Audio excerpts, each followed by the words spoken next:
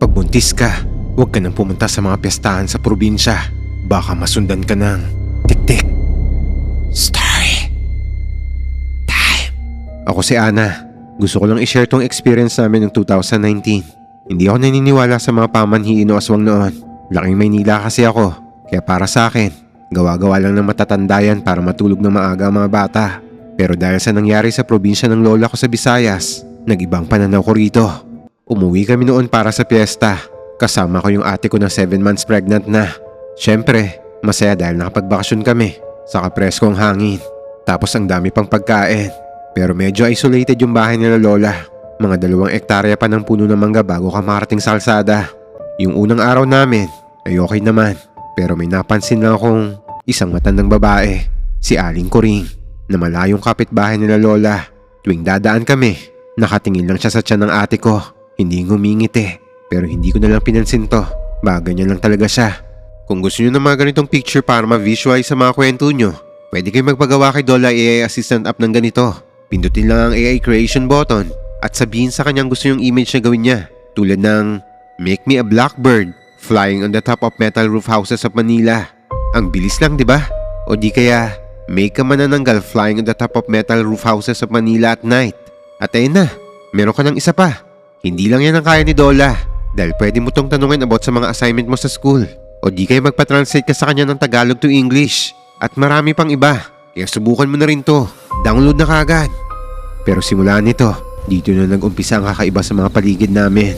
Mga 1:00 ng madaling araw ay nagising ako dahil sa maalinsangan na panahon. Tapos parang walang hangin. Katabi ko sa kama si ate nito. Hanggang maya-maya, narinig ko yung mga aso sa malayo.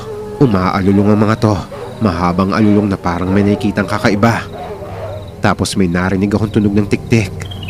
Malakas ang tunog na to, parang nanggagaling sa kabilang kanto.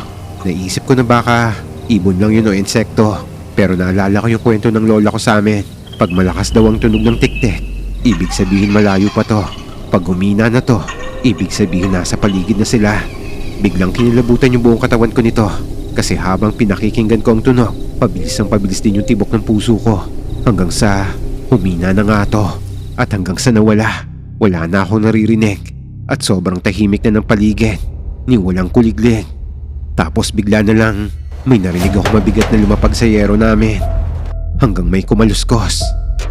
Parang may mahahabang kuko na dahan-dahang gumagapang sa bubong. Direkta sa tapat ng kwarto, kung nasaan kami ni ate natutulog. At biglang may amoy malansa na rin sa paligid. Parang amoy ng pinatay na baboy sa palengke na binabad sa araw. Nanginginig na ako nito sa kaba, pero hindi ko alam kung bakit hindi ako makasigaw.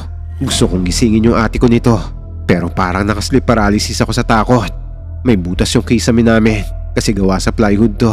Hanggang nakita ko na lang na may parang mahaba at itim na sinulid na bumababa mula doon at papunta yun sa tiyan ng ate ko. Manipis na dila na parang sinulid. Dito na bumalik ang ulirat ko. Sinampal ko ng malakas yung ate ko para magising at sumigaw ako ng napakalakas. Lola! Tito! Tulong! May tik-tik! Bubukas bigla yung pinto at pumasok yung tito ko na may hawak ng itak at asin. Sabay saboy ng asin sa may kisame kung saan pumasok yung dila at nagmura ng malutong to sa dialect nila. Hanggang nakarinig ako ng matinis na sigaw mula sa bubong. Tapos malakas na pagaspas ng pakpak palayo.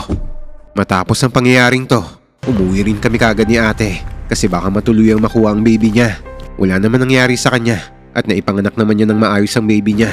Kaya kayo, mag-ingat din kayo kapag buntis kayo. Lalo na sa mga liblib na lugar ng probinsya dahil baka kayo na ang next target ng mga tik-tik.